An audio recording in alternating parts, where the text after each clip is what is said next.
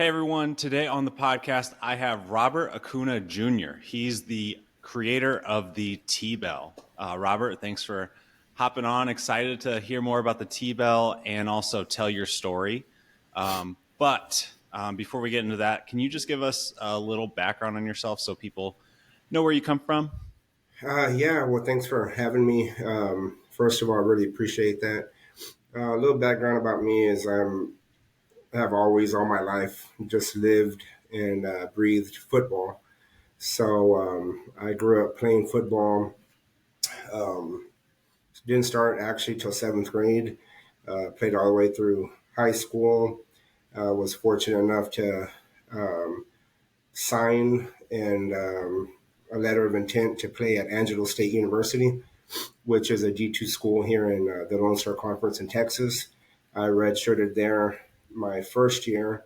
This was in the spring. Well, this was in 2001. Went my first year in college there at Angelo, and then just really wasn't a fit for me. As an offensive lineman, I was a little smaller compared to everyone else in that system, and that system was a real pass-heavy system. I was more of, you know, every play I was just ready to fire off the ball and hit somebody. So I needed to shift more to a run oriented offense. And luckily, found another school in conference, which is Eastern New Mexico University. They ran a triple option, which was just hard nose. I mean, we ran the ball 95% of the time. So that, allowed me to showcase my ability more in that aspect. It was just a better fit for me. Played there all 4 years, was an all conference offensive guard from my sophomore through senior year every year, those 3 years. Also an all region, which was, very good for me in the sense that when you would look at my height, especially compared to everyone else, I mean, I was just, I was shorter than everyone. Mm-hmm. I tell everybody I'm 6 foot, but if I'm being honest, I'm about that 5'11" mark. But in that aspect, though, I was shorter, so I had to play a whole lot harder, and that took a toll on my body. I just had many injuries. I mean, I've had countless right knee scopes. I've had a reconstructive shoulder injury or shoulder surgery. I've also had a back surgery and need another back surgery that I'm just putting off as long as I can. And that being said, that is all my injuries have led me to the T-Bell and why I created it, what I needed it to do for me. And not only me, I'm sure there's many other people in my position, whether they played sports or not. So I guess my journey of playing football, constantly just grinding it out, being hurt, getting injured, having to rehab from injury, led me to why I created the T-Bell and what I needed the purpose to serve. Got it. Well, let me just let you know that you're speaking to a former offensive lineman as well. Oh, really? Yeah, Where'd you and play at? I played D3 at Wabash. I Oh, also nice. had to stop playing because of injuries too. But Oh, wow. um, so I played there, and then in high school we ran the triple option as well. So very Oh, familiar with nice. what, what you're speaking of. Um, That's I tell people that's especially nowadays. Everybody wants to see that pass heavy, light it up, and constantly just that just passing the ball. And I tell everybody a well executed triple option is some beautiful football to see. you sound like my high school football Yeah, coach. Uh, that's funny. um, Well, yeah, cool to hear. And then also, I'll just mention, you're an inventor of a product, um, and you mentioned injuries was kind of what led you to creating it. I've spoken to a number of different people on this podcast who have created products because of injuries as well. So Yes, sir. you are not alone with that. But with that, can you get a little bit more specific and just tell everybody, tell me how you created the T-bell and maybe what it looked like when that first version of it. Yeah, so obviously playing hand in hand is lifting, right? Strength and conditioning. So I've always been a real big, avid lifter in that sense. I was always training for a sport, and so I get done playing. I have all these injuries. I finally pull the trigger to get my first back surgery, and this is in June of 2010. And I'm like, look, this is, I had a horrible experience with it. I'm sure now with technology, surgery is just that much more advanced. But for myself, it was just a horrible experience where they put, a cage and a fusion in my spine. My body didn't react well. I was in the hospital for, close to a week with the staff. I was actually in and out there a couple of times. Yeah, it was just a horrible experience. So at that moment, that's when I made up my mind.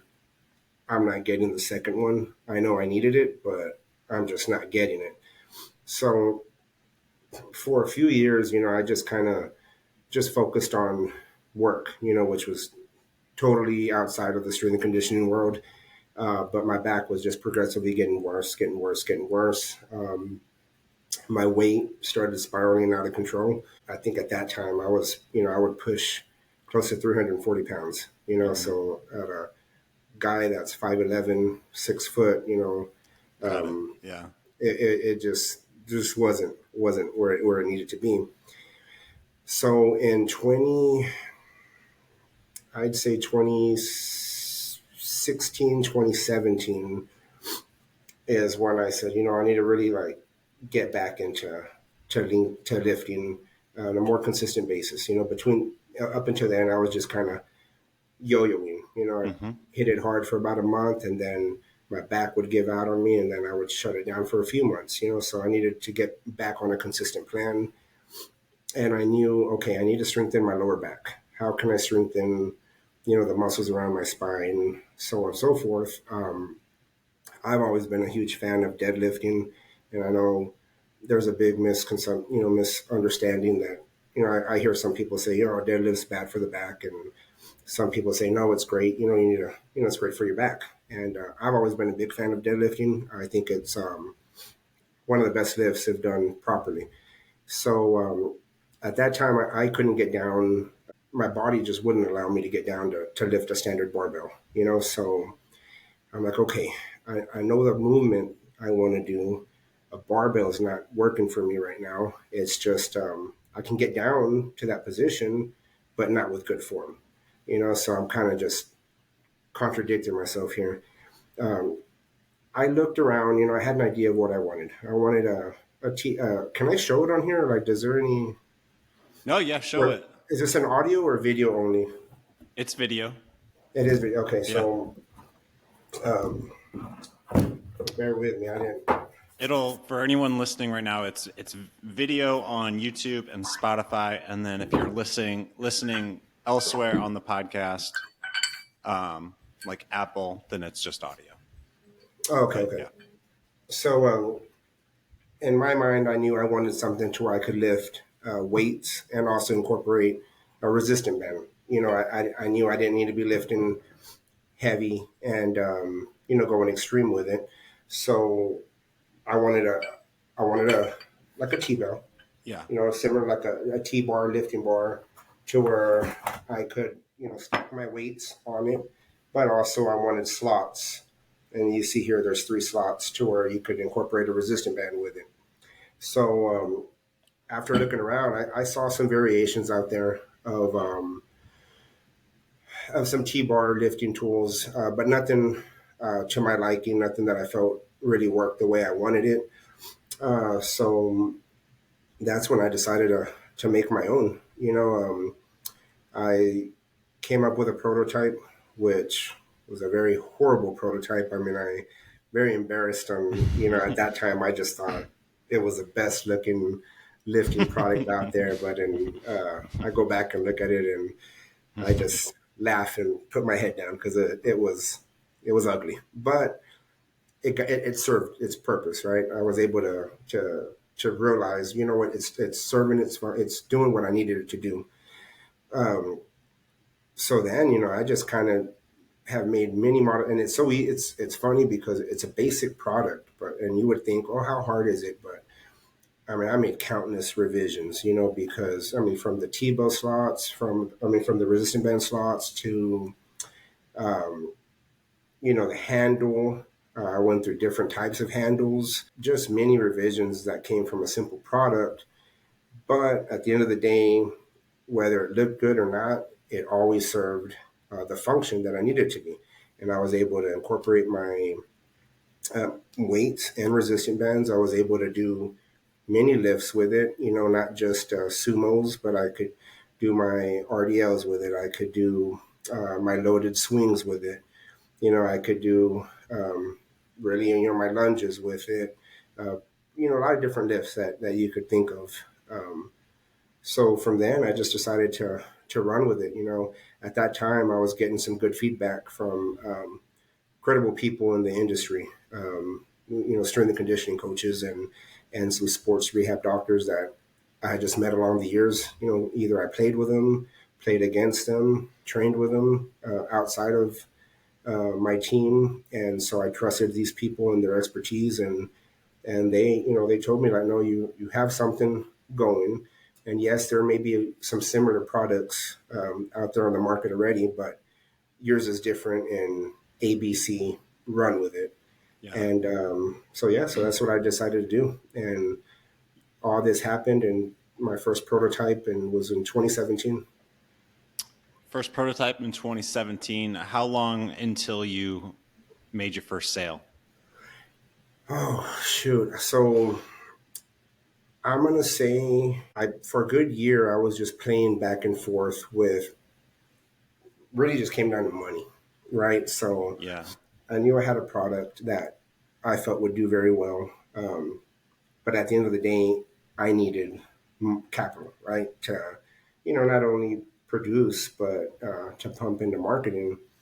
So I was fortunate enough to know people down the line that I felt were people that I could trust to show them my ideas, show them my vision. And I honestly, at that time, I could have I had a good line of investors that believed in it, believed in me, and they're like, hey, you know that we'll give you what you need. Let's get this off the ground. But they wanted to be hands off, and I'm one of those guys to where I know what I'm good at and I know what I'm not good at, and I would say product innovation and coming up with different products is something that I'm real good at. Mm-hmm. But when it comes to anything past that, anything past production, such as marketing and all those other avenues, I don't know what I'm doing. And I was honest with him. I go, look, I can take your money and, but I'm not going to give it justice because I'm lacking the marketing side on the back end. So finally, I came in contact with a couple of other guys that I just met by chance. And they're like, no, they love the product. They wanted to be involved, not so much from a capital standpoint, but from the back end standpoint, the behind the scenes, like as far as marketing, the website, so on and so forth. So once we lined out, all those issues and found a steady manufacturer, it probably took a good year, maybe a little longer before we actually, had the website up and running, had good content, and was able to start selling. So I'd say early to mid 2018. Okay. Um, so almost like 2 years before you started selling. Does, Oh does yeah, yeah. yeah, It was two, because I still had a day to day job at that time. which And at was that time, I was in the oil and gas industry. okay. So yeah, so I do even to this day. I sell a lot of um, iron for like where they're fracking, and producing oil. Okay. That's my that was my day to day. So I was fortunate to have that income coming in. That after hours, it would allow me to work on my project and what have you. Got it. So 2 years later, you start selling them. What did the first year of actually selling them look like? Was it a success right off the bat, or was it kind of a slow year? Oh, it was a very, very slow year. Okay. So all my sales at that time would come. It was funny because I always tell people I could go knock on doors, I could go to schools or school districts because at that time that was my main focus. I kept thinking of the school districts. I kept thinking, okay, this tool is good for. I would always say it's never going to replace a standard barbell, but for a new lifter, for a block zero lifter, it's a great progression to a barbell tool. Yeah. So in my mind, I was, this needs to be in every junior high, middle school in the country. Like every female and male athlete or any lifter, new lifter, could start off at this with this T-bell and just progress their way, to a standard barbell once they got the form right, once they got the movement down. And so then on the flip side, I go, okay, and then even at the high school level, there's still new lifters at the high school level. And if not, it saves so much space, it could be utilized, with supersets of, I always felt every squat rack should have a T-bell at their station. So I was focusing on schools. So I would go to schools. I would get sales. If I went and knocked on a door, like 9 times out of 10, I'd have a school district that would buy. But trying to raise a family and trying to have a full-time job, I couldn't do that. Right. I couldn't just go to every, I mean, there's thousands and thousands of schools. And at that time, we hadn't locked down marketing. We hadn't locked down how can we show this to the masses. And then I would fall into problems also with not being on vendors list of school districts. And that would hurt me also. So I'd have, athletic directors tell me, we really love it. But you got to we work on a PO system. You have to get on the vendors list. Sometimes that would take a long time. There was times where I would get rejected from the district for being on the vendors list because I just had one product to sell. So then I would find other companies that were on the vendors list, sell through them, so on and so forth. So I was always hitting roadblocks, right? But I kept just pushing through. So when you look at it in the grand scheme of things for that whole year and a half, I mean, it was very, very slow. I mean, it just, I always believed in the product. I knew um, if visible and if people could see it and the masses could see it, it's always been like, well, it's a no brainer. This is something that everybody could and should have. It's very reasonable price. It's a beautiful product. But it was just my biggest struggle. And even now, even up until now, we're 2024, I still struggle with getting it out there in front of people um, to the masses. I'm luckily I have some people that stumble across the website or the Amazon listing and they happen to find it and they buy it. And every review I've gotten off the Tebow has been a 5-star review. My biggest struggle, though, has always been getting it out there, being visible. And so I know I kind of went in a big circle, but, to answer your question, it was just a very slow year and at times has been very, very slow. There's been spurts where I've gone up and down, but as a whole, it's been a little frustrating. Gotcha. Yes, sir. Did you see a spike during 2020? Well, let's back up a little bit before then. So, as I mentioned, I was focusing more on school districts, right? So then I'm like, okay, that's hard. What's another avenue? Well, home gym avenue. I mean, everybody has a home gym. You don't need POs for that. You can just buy right then and there. So around the latter, I would say early 2019, and had to have been early, might have been early 20, might have still been in 2018. And my dates might be wrong, but the timeline is correct. So, bear with me if I get cross checked. But uh, there was a time where after, I'm spinning my wheels, I'm struggling with these schools.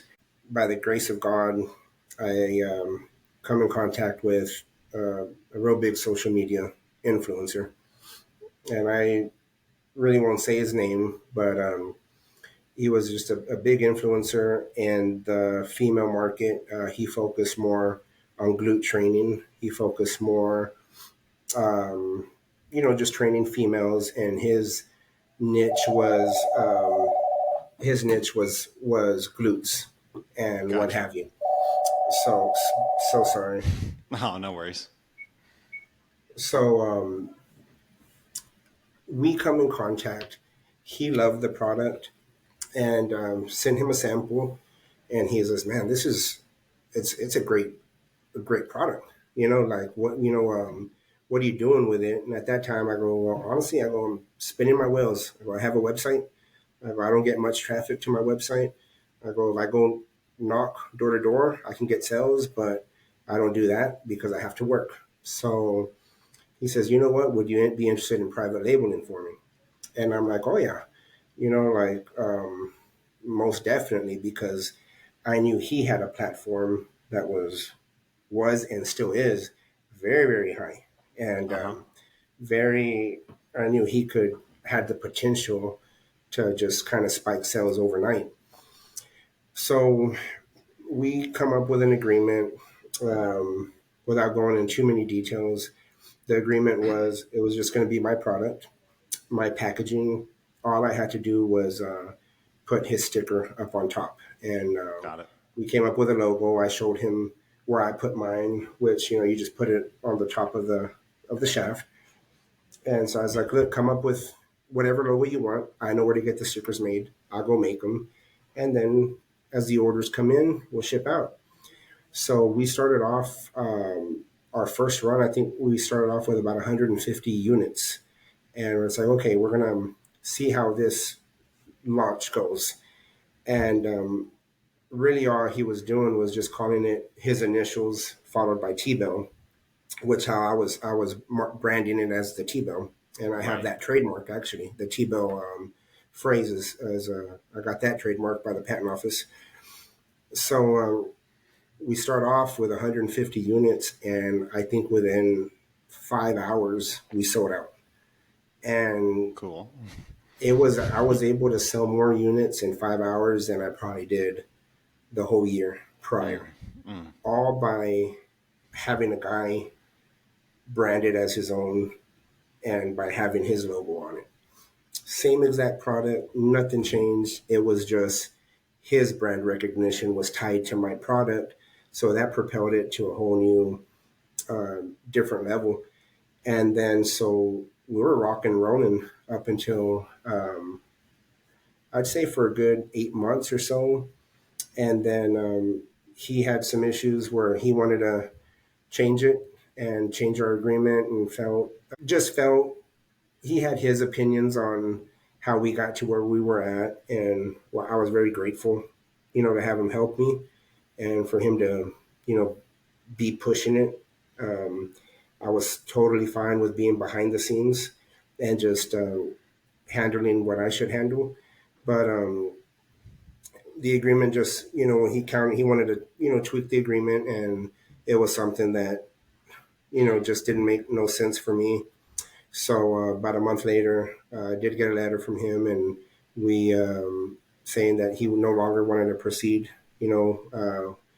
with our little project or venture, however you wanted to call it. And so he did give me 30-day notice that we were done. And then a few months later, he came out with his own version, um, exactly similar to what mine was, and similar to also what we had talked about, as far as modifications in between that time. Got But it. when he kind of pulled back and came out with his own version, um, I went from here to here. There was no steady decline. I mean, business just dropped to a halt. So then COVID happens. This is all before COVID. Okay. COVID happens, and at that time, it was hard for me because I felt okay. Everyone's shifting to the home gym market. This would be huge, but when COVID happened, my manufacturing also came to a complete halt. I struggled. Material prices had gone way up, so it just wasn't feasible to make. And it was always one thing or another. Not only did I lose the guy that I was private labeling for, but I also lost my manufacturer in the sense where he couldn't just produce it the way at the price point that he was to start off with. And really, it was just kind of one thing after another, and um, pretty much stopped the business for a good, really stopped the sales for a good 2 years or so. Whoa. And yeah, so it sucked, to be honest with you. It was hard. It was hard because I could understand if it was a gimmick product. I could understand if it was a product that really wasn't good. It was a gimmick. It had its moment. Now on to the next one. And with this T-bill, like it's such a great product that teaches, from the foundational movements to just being functional and being able to live everyday life, for people that struggle with injuries and struggle with a lot of health issues. So that's what really got me the most was like, this is such a great product that it's not getting out there because, I have all these other problems that, come along with it. So yeah, it was rough. That was a rough 2 years for me mentally because I just had put so much time, so much effort, so much passion, into this project. I think about, when we were selling for that guy and private labeling for him. I mean, the sales were coming in, and I have so many pictures of my kids at the time. I think were 6 and 5, 7 and 6, somewhere around there. And I mean, we'd be up till midnight, just Mm. printing out labels, taping up the boxes, bubble wrapping. My whole gym garage became a little shipping center, and my kids were just there. They were pretty much putting in their sweat. They put a lot of sweat equity into it also, Yeah. and I mean, honestly, I started them lifting with the T-bell, and so it was very disheartening, when everything came to a halt. Got it. I mean, I have a couple follow up questions. Like, number one. So I have the T bill right here as well, Yes, sir. and I see a patent on there. So number one, I would love to hear like what's the patent cover?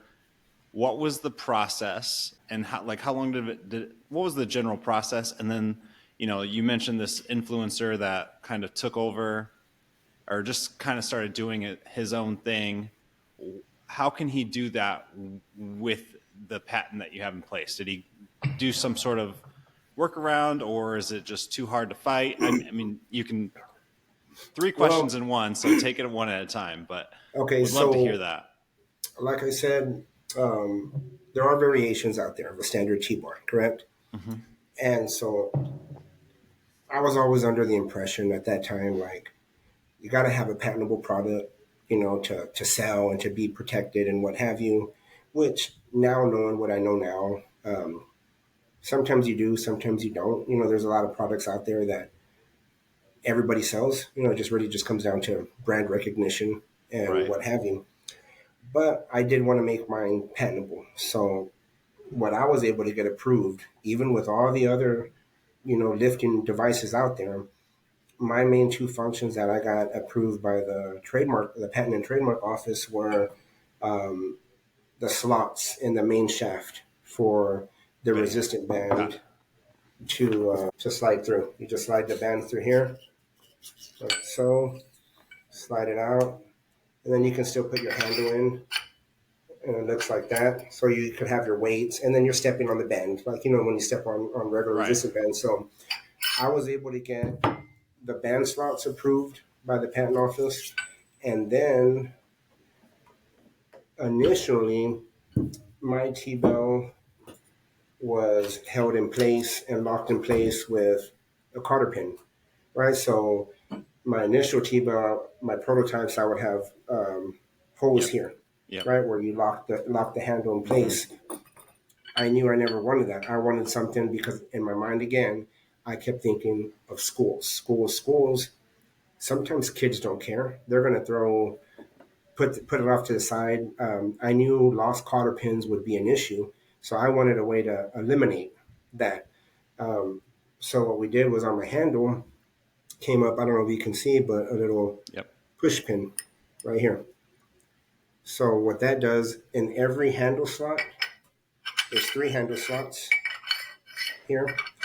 In every handle slot, there's a machine groove inside to where you can slide your handle in, and then it clicks, it locks in place.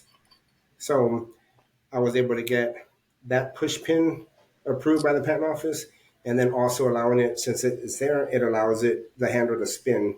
You can just spin it like that without it coming out. So those Yep. were the 3 main functions. Now, what he did with his was he kept my functions out of his product, which is totally fine because at the end of the day, like what I just said, people, it's all about brand recognition. So, um, I mean, his customers, I mean, they don't care about the cotter pin. If they lose a cotter pin, you just go out and buy another one. The only thing that he kept that shouldn't have been kept was the T Bell name because Ah. the actual T Bell, I filed for the trademark on that phrase. I got it approved. So all he does is he puts his initials in front of the T bill. So it's called initial T bill. Well, I sent him a letter, but it didn't mean much to him. I think he knew at the end of the day I wasn't going to sell much product without him, and it was going to be too much to Got fight. it. You Got know, it. so I do wish he would stop branding it as a T bill. Um, I do hope I get to a point where I'm able to fight it, sometime down the road. But that's how he was able to come out with his product, because he kept my patentable features out of his. And really, the only thing right now that he's in violation of is using the phrase T-bill. But it's just an expense and an expense that I'm not ready to make right now. Got it. I do have a few follow up questions to that too. So, number one, so you did send me a T Bell a few days ago. I was really impressed with the packaging and then just like the overall quality of this. Like Yes, sir. it's very nice and um, it's just well made, easy to use, and Appreciate yeah, it that. was just like the packaging was impressive as well. So, but with that said, and I don't have any experience with other T bells, and you're most certainly a little biased, but would you say that this is the nicest option out there if you want something like this for the Um, price? Obviously, I am biased, but I will answer that honestly, and I'm gonna say yes. From a convenience factor, I'm gonna say yes because you don't have to have a cotter pin anymore, Yep. and that's a big deal. And then there's not one that you can incorporate resistant bands in. And if you think about a lot of home gyms, there's not some home gyms or some people don't have that many weight plates. So that band just allows for more weights at a cost effect at a very reasonable cost because resistant bands you can go buy anywhere. So I will say that from a convenience factor, I do believe mine is the better one out there. Um, it's made of aluminum, so it's very lightweight, Yeah. weighs a little under 5 pounds. You could throw it in your duffel bag if you do go to the. I know sometimes I still go to the gym if I'm not lifting in my garage if it's too cold. I'll Hmm. go to the gym and I take mine in my duffel bag with me. Um, Also, being aluminum, it's rust free, so it's never going to rust on you like other carbon steel bars out there. Um, but I will say, from a strength and conditioning standpoint, the main benefit would be the handle.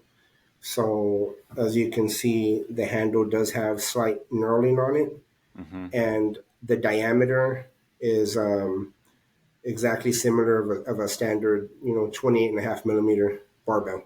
Right. Now, other T-bills out there, his included, don't even have a round handle. it's more of like a hexagon.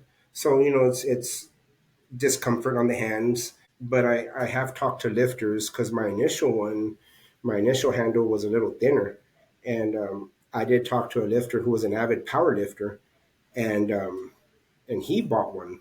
He bought one of my first ones, and he reached back out to me and he says, "Man, I love your product." And when I found out who it was, just by going, and he was nobody like famous, but but when I found out he was the type of weight this guy was lifting, deadlift wise, I reached out to him. I was like, if you don't mind me asking, I go, why'd you buy my Teva? Like, this only has a lifting capacity of 225 pounds.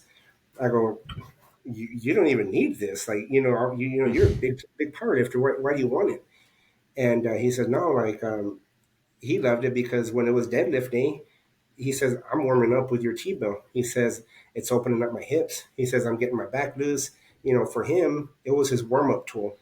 And then he's the one that said, the only thing I do wish is I wish your handle was more similar to a barbell because, for me, it just cues my mind differently. He says, just gripping something a little bit more narrower and then having to jump to a barbell just threw him off.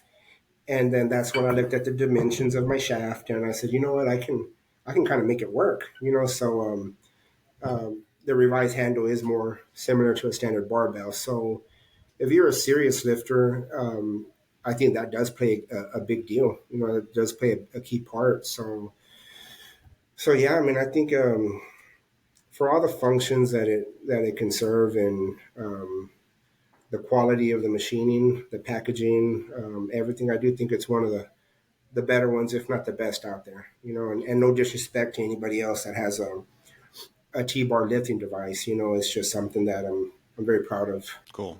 And then the patent process was that. Can you?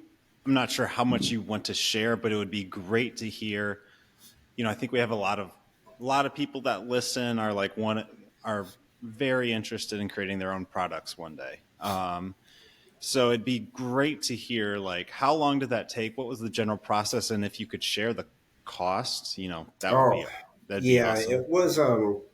I was fortunate enough to find a good patent attorney outside of Austin, Texas, through one of my initial partners, and this man was just great. I mean, he walked me through top to bottom. The first thing we did was he did a patent search out there. I gave him the drawings to my product. I gave him a prototype. I gave him Hmm. the features that I thought were patentable, and then I also gave him here are the similar products out in the market. And it took him a while, but he researched it for a couple of weeks, and then he realized, no, you do have a patentable product. Uh, what he recommended, let's do a patent pending. Because once you file a patent pending, I had a full year to decide of whether I was going to pursue the patent or not. And ultimately, of course, I decided to pursue it, but it took from the initial filing to receiving the actual patent, which was probably one of the coolest moments of my life, besides family and my kids Hmm. and what have you. Your Just professional career, yeah. receiving the full patent, in the mail. I mean, it was very, very cool, very, very nice. But from start to finish, it took about, I'd say, a good 2 years, maybe 2 years and a couple months before the Wow. trademark office and the patent office like fully granted it, because there was some counters, throughout the process, and um, they're very big on the sketching, so everything has to be black and white hand sketch. So that took some time, and cost wise, um, from the first phone call with Mr. Yeager, which is my patent attorney, to the being granted the patent was probably, I'd say around the $7,000 mark. Okay. So it was I mean, it is a penny, Yeah. but I made up for it, when I was selling. So Sure. yes, sir. Cool. Yeah, that's not a fun price to pay, but yeah, if you believe in your product, then probably seems like something that's worth it. And that's Um, where I was at. I really, because after I filed the patent pending, then I did start reading, right? you don't really need a patent to sell. And I agree 100% with that. You don't really need a patent to sell really anything. There's ways around it. Uh, it all comes down to me, first to market and brand recognition. But that being said, the main reason that I wanted to go this route and go through with a patent is because I believe so strongly in the features that were patentable. And if I'm being honest, I wanted to leave something for my kids. Like, Yeah. I know at the end of the day, I wanted them to have this unique product that wherever I am business wise at the moment I'm gone, that they can continue with, that they can carry on, that they can, I mean, it's something that we can call our own, and something that's unique, something that's not out there. Yeah, they're similar, but there's nothing exactly like it. Yeah. Cool. I mean, you also touched on a lot of the just not necessarily struggles, but part of the journey can be hard is of like creating a product, trying to start it from scratch and grow. Is there was there anything else that you'd really like? Let's just say there's somebody who's considering this route. Any other kind of either things that they should be looking out for or advice for somebody that wants to create something niche like this? Um, I think the main advice I could give someone is, um, if they really believe in it. I mean, it's going to be hard, and there's going to be moments where they're going to question whether they're good enough or their product is good enough. But at the end of the day, I think you need to get non-biased eyes on it, because any individual, when you create something, you do think it's the best thing out there. Mm. You do see past the flaws. You do see past many red flags. So I think the key point of advice I could give someone is get non-biased eyes on it. Get someone that you trust, um, but someone that's going to give it to you straight. Not someone that's going to tell you what you want to hear. And I think that's what helped me, is because I knew I could have showed this to my mom, my dad, my Yeah. brother, my cousins, what have you, and they're going to tell me, "Oh, it's the best thing ever," because Mm-hmm. they don't want to hurt my feelings, because I'm their son or their brother or their sibling. Uh, they're going to tell me what I want to hear, and when it comes to product innovation and putting money into something, yeah, and really just business in general, you have to have people on your side that are not going to tell you what you want to hear, but they're going to tell you what you need to hear. And so I think if you surround yourself with people like that, it'll set you up for success, and it'll help you out in the long run. Yeah, you're going to get your feelings hurt, and yeah, there's probably going to get told stuff. I know I did. I know I'll go back to what I said about my first prototype. I thought it was the best thing ever, Yeah. and having people tell me what I needed to hear, I realized, like, you know what, they're right. So I don't think I would be here with this product today if I didn't surround myself with those type of people. So that would be the main point of advice that I could give somebody. Awesome. That is definitely some unique advice that makes a lot of sense, and I don't know if anybody has said that on the podcast. Yeah, So that's great. I appreciate that. And then lastly, just like what do you need to improve on today, and then where do you hope to be in, or where would you like to be as a business in like 5 years? So my business now is field sports training. And so we have a website, which is www.fieldsportstraining.com.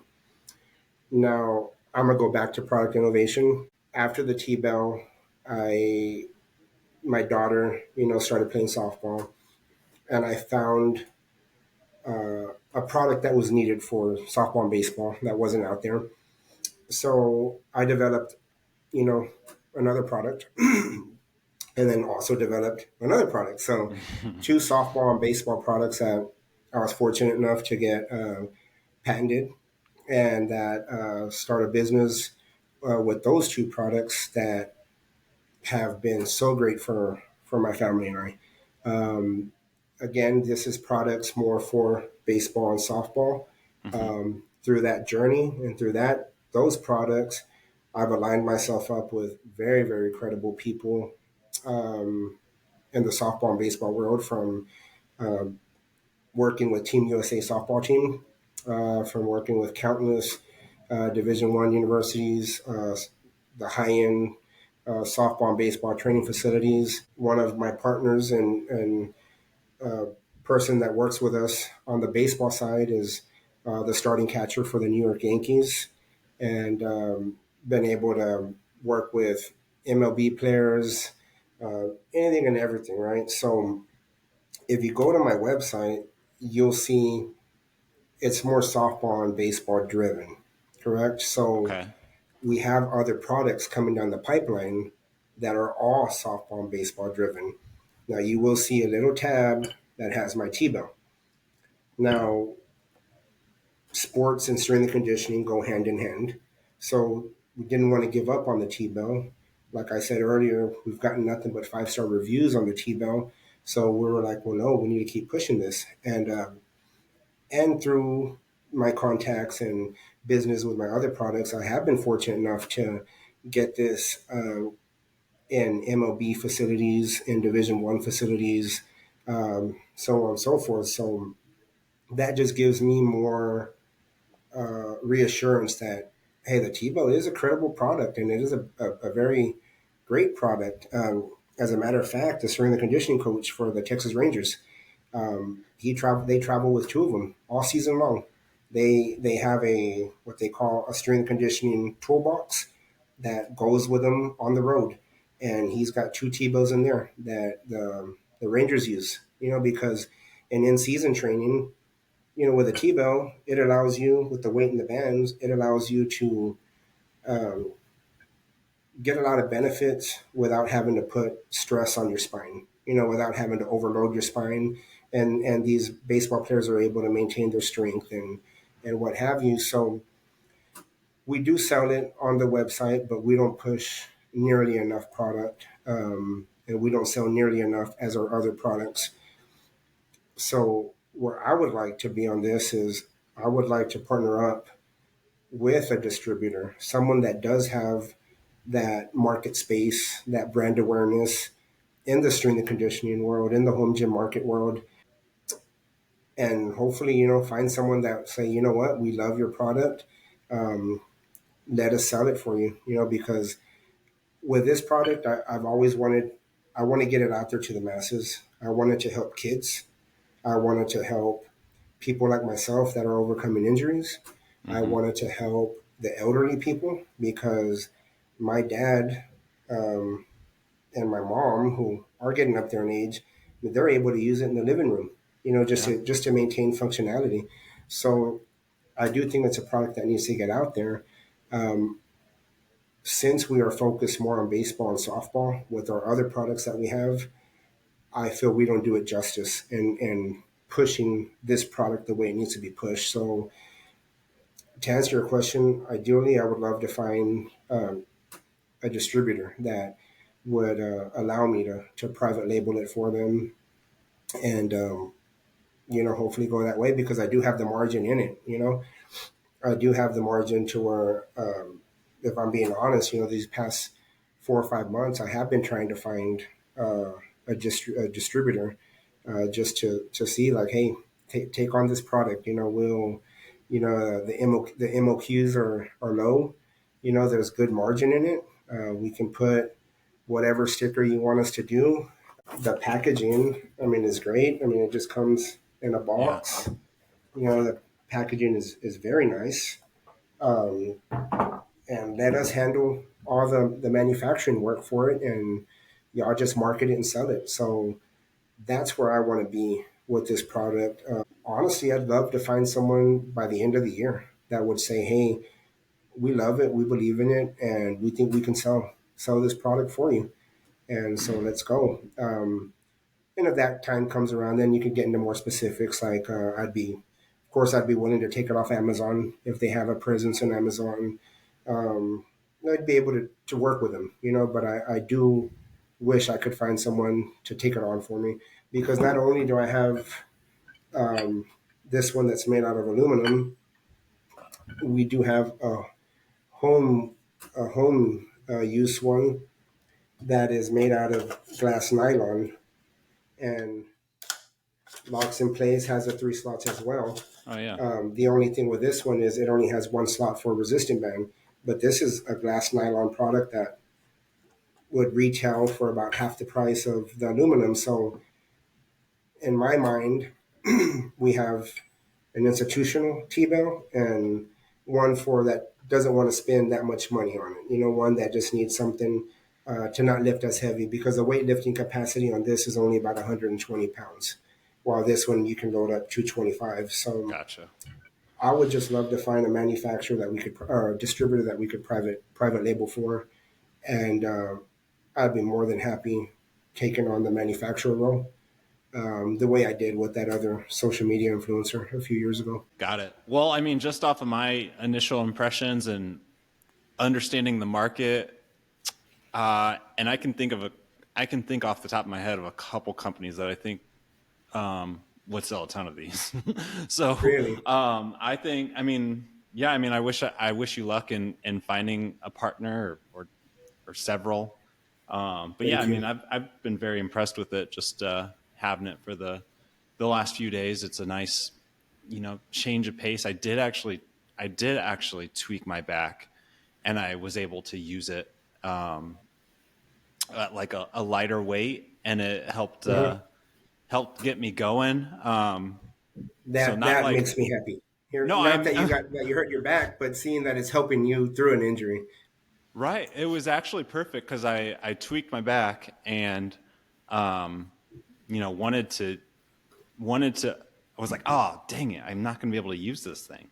And then and I'm not joking. It was almost like a Yeah. blessing in disguise because it gave me better a little bit more of a use case or a better reason to be impressed by it. And yeah, I was able to load like 60 pounds on it, and it was Hmm. just good. It was good, like keep proper form, and it definitely helped loosen my back up when I would definitely not try deadlifting right now. Yeah. Well, So no, that's so good to hear that it helped you out. And yeah, just yeah, um, you see, so it's hearing things like that pushes me yeah, and doesn't want me to give up. Because again, it's not a gimmick product. There's so many things you can do with it, and it just helps people. It helps people um, get through everyday life. yeah, and yeah. I also I saw value in when you were explaining the power lifter using it for warm ups. Yes, sir. I see value in it as a warm up for that. I think it's also really. I mean, it's less than $100, right? It's what's Well, so I'll be the honest. full? Right now, we retail it for $119.99, Okay, and that includes free shipping to anywhere in the United States. We are running a special right now for $79.99, that's what I but saw. Yeah. that's only a short term special. We're probably gonna bring it up to that 119 mark again.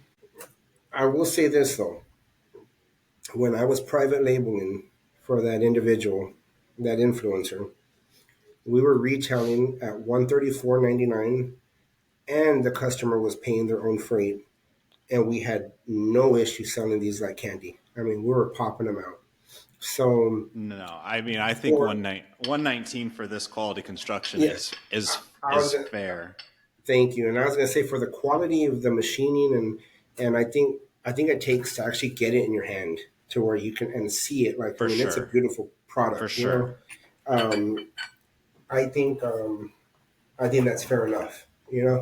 And just using it because using it you can I was also going to say it feels different than a deadlift too or Yeah. so like there's benefits to just owning one in your home gym because it's different and so it allows for like variety. So if you're in a home gym and you just have a barbell, like it can be tough to just do the standard movements over and over again. So Oh some yeah, variety, and especially something that doesn't take up any space, is 100%. something that a lot of garage gym people have been preaching for years. So Yeah, this is it's one a of those real big items. space Yeah, saver. I'll tell you that. for sure.